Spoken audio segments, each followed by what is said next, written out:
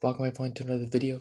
Today we're going to be discussing about Ryan Johnson, why he was not a fan of Supreme Leader Snoke, and he was the director for The Last Jedi, which many people don't like, many people do like. It's just your opinion. I wasn't a big fan of the movie. There was a lot of things wrong with it, and a lot of my friends don't like it. Some of my friends do, so it's really half and half, I would say. Anyway, let's go ahead and get to this interview about what he was asked.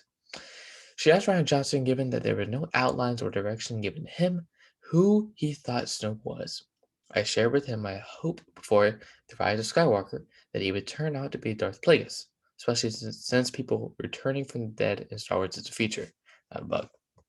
And what he said was he didn't want his answer to come across wrong, but to him, the question of Snoke's identity was fundamentally uninteresting to him.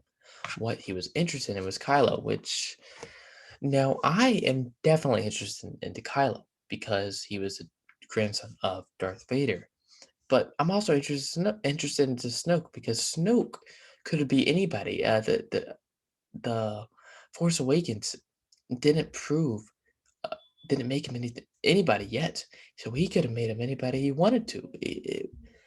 And he was a master, so I don't understand uninterested how he was uninterested into Snoke because he could have made him Darth Plagueis, could have made him transform into Palpatine somehow. Because that to me, I don't know how it was to be uninterested in him. If he's uninterested in that, how interested is he into Star Wars? But I mean, he does say he's interested in the Kylo, which I definitely agree. But okay, wasn't this fascinating character that he wants to explore? And who he is? Who is he? For him, he was laser honored and on the character on the table that he needed to push forward in this chapter, which were Rey, Kylo, Finn, and Poe.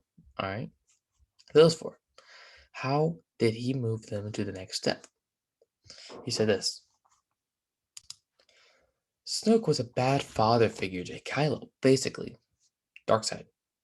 He said it got to the point where he realized that instead of repeating exactly the original trilogy, which if they drew it into the last movie with Snoke still being the Emperor figure and Kylo being like Vader, is just going to lead to a natural and expected pattern. That's what Star Wars is. It's just symbolism. It's a pattern of good versus evil. That's what it really is. All right. To him, the much more interesting thing was what happens if Kylo ascends. Where does that put him in the last movie where he's in a position of power? To him, that was infinitely more interesting than anything regarding who Snoke might be.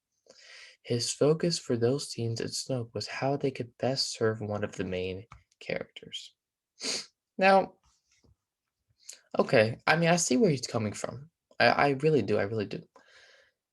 He said it got to a point where he realized that instead of repeating exactly the original trilogy, that's in quotation marks, repeating exactly the original trilogy. I mean, that's not repeating because he didn't have to make Snoke like Palpatine. He could have made Snoke turning good. He could have done anything. He was the director.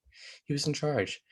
But I don't understand. I mean, okay, he drew it to the last movie with Snoke still being the Emperor figure. That's true. He was the master over him, and Kylo was facing the dark side and turning to the dark side, and eventually he did uh, turn back to the light side. But isn't that the same thing that happened to Rise of Skywalker? Basically, I mean, yeah, he Snoke wasn't the Emperor figure, but now Palpatine was the Emperor figure, and it's not really a natural and expected pattern. Many people would think that it wouldn't be the same, but if you make it a similar as the movies that people loved from the 80s and 70s, then it would be interesting. But to him, what was interesting was if Kylo actually kills Snoke. So, I mean, okay. Now, this wasn't the part I really didn't like from The Last Jedi. The main part I didn't was not a fan of was how they treated Luke. I'm not gonna get into that, but just him not interested in helping uh Ray was really surprising to me, and I did not expect that. But I am very glad at what we got from the Mandalorian. That was a great show, and I believe I have another video coming soon about Sebastian Stan if he could play Luke Skywalker. Pretty interesting in that. But anyway, those are my quick thoughts on this about how he was fundamentally uninterested. Snoke was fundamentally uninterested in the Kylo. I mean, into Snoke, my bad. He was interested in the Kylo, which I could understand. He is a very interesting character. But my last thoughts: if he was uninteresting into him, he could have made him interesting. And but why didn't he?